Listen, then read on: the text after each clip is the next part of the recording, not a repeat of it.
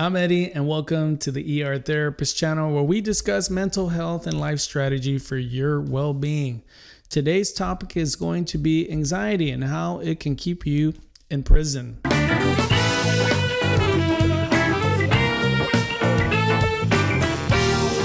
you be right?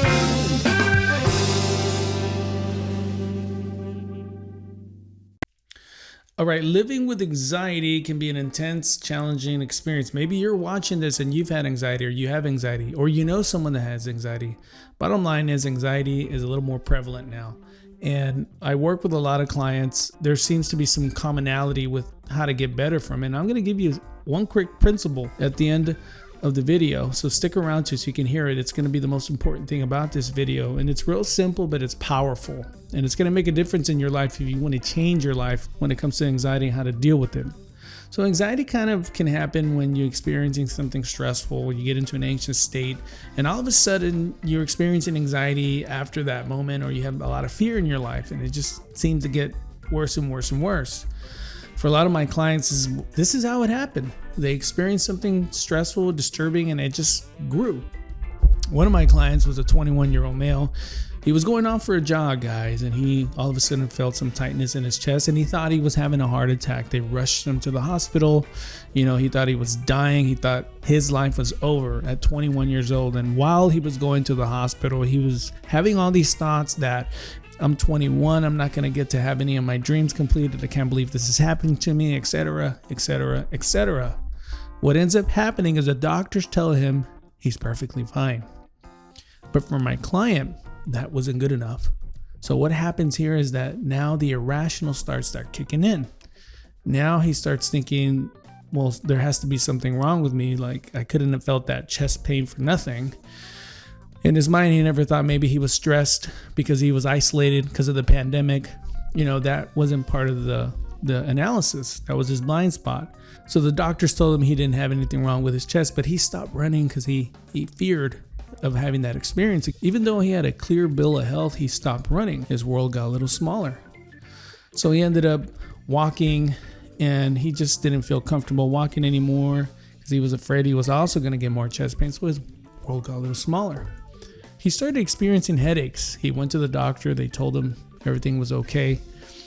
In his mind, he thought that the light, when he was driving at night, was causing him to have an aneurysm or something, so he stopped driving at night. So world got a little smaller. Got to the point where he didn't want to drive anymore because every time he stopped at a stop sign, the people from behind, he thought something was going to happen. He felt pressured. He didn't feel comfortable with that, so he stopped driving. So his world got a little smaller. And you can see where this is going. And I don't know if you're watching, if you can relate to this, but what's happening here is that anxiety is in the driver's seat, and anxiety is always going to take you to a place called internal prison. Anxiety wants to keep you ultimately safe because your mind is trying to keep you alive. And if it's in the driver's seat, it's going to try to take you to a place where there's the least amount of threat. Is usually isolation. It's usually not experiencing the world. And it's usually not a place where you're growing as an individual. So that's what was happening with this client of mine. There was this one principle, but it's this one thing that you must accept when it comes to overcoming anxiety. Of course, there's a lot of different situations. There's people that have an extreme chemical imbalance, but that's a lot more rare than common. Your world has become so small because you cannot deal with a lot of discomfort. Your world is this is your area here of discomfort, and you have to stick in this area.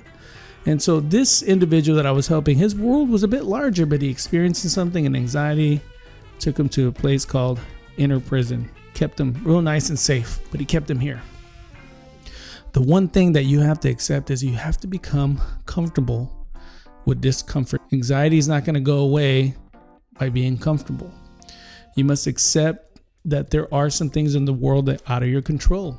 You must accept that if you get in a car, there is a layer of threat that you could get in an accident and something could happen to you, but it's highly unlikely.